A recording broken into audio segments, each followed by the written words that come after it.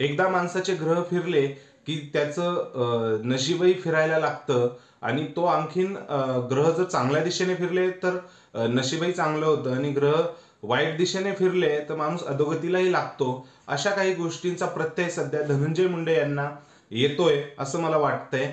का बोलतोय आपण असं हे या व्हिडिओमध्ये तुम्हाला कळणारच आहे. त्याबद्दल आपण व्हिडिओमध्ये बोलू. परंतु तोपर्यंत चॅनलला सबस्क्राईब केलं नसेल तर सबस्क्राईब करा, व्हिडिओ आवडल्यास लाईक करा आणि तुमचं मत हे कमेंट सेक्शनमध्ये कमेंट करून व्यक्त करा. धनंजय मुंडे म्हणजे मी हे जे बोलतोय, जे बेड हत्याकांड झालं त्यामध्ये वाल्मिक कराड त्यांच्यासोबत आहे, त्यांचे जवळचे आहेत. हा तर झाला एक विषय, त्यामध्ये तर ते अडचणीत आलेले आहेतच आहे.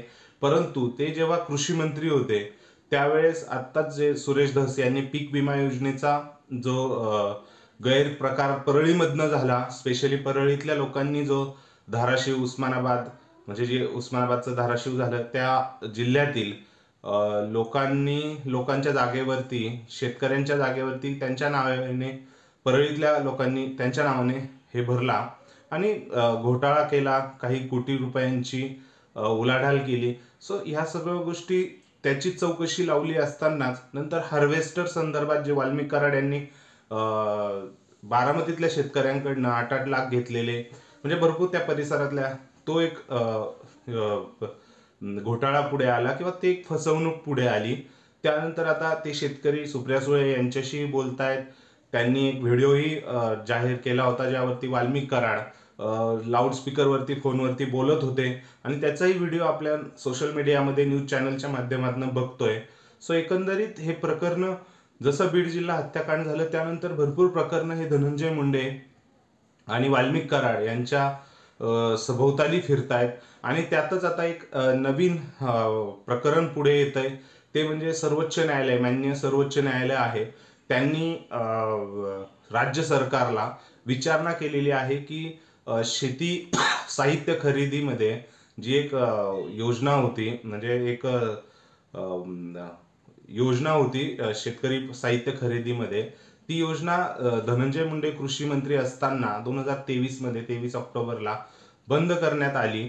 आणि ती का बंद करण्यात आली आणि त्यामध्ये बदल का करण्यात आले, जी कृषी साहित्य लागतं गव्हर्नमेंटला किंवा ज्या याच्यामध्ये त्यांची खरेदीमध्ये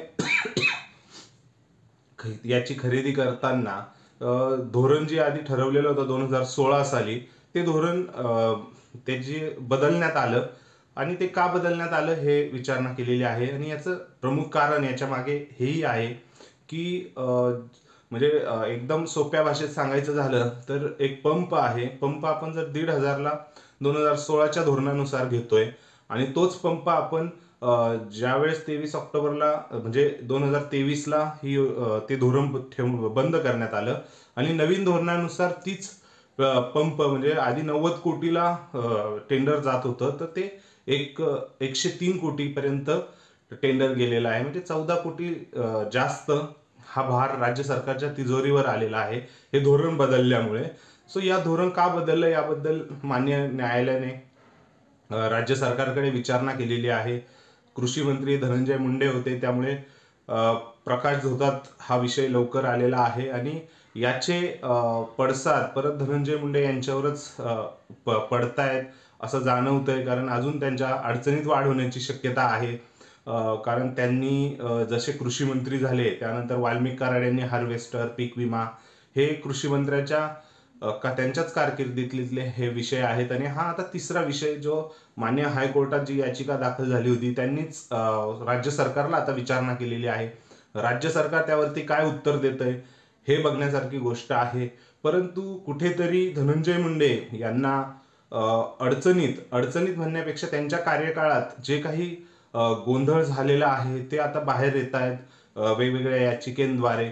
सो कुठेतरी देवेंद्र फडणवीस आणि अजित पवार यांच्यावरही प्रेशर बनवला जातोय म्हणण्यापेक्षा आपोआप बनला जातोय की धनंजय मुंडे यांचा राजीनामा घ्यावा.